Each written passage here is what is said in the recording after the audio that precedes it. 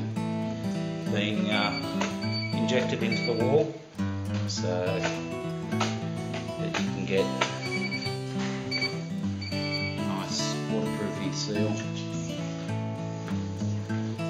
Again, cavity wall, so that wall will probably have to be done from both sides. In the lower wall here, we see that we've got a damp course that is actually to the base of the wall above the damp course. So that damp course is set one course of bricks above the actual floor finishes.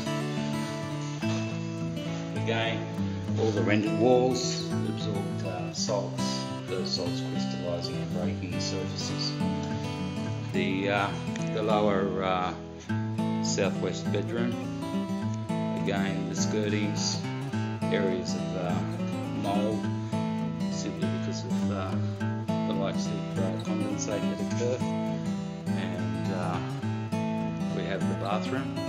I've suggested again seeking possibly having a shaft going up from the ceiling up into the roof void, as the northern side of this lower level area has no ventilation to allow for cross-flow ventilation. Come back into the subfloor area, get a light on.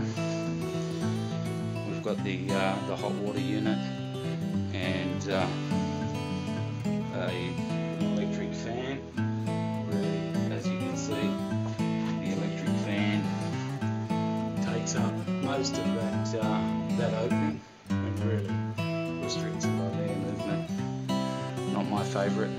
The wall here has to have a hole cut into it, so we actually have corresponding line of sight with that vent that is right over in the far corner.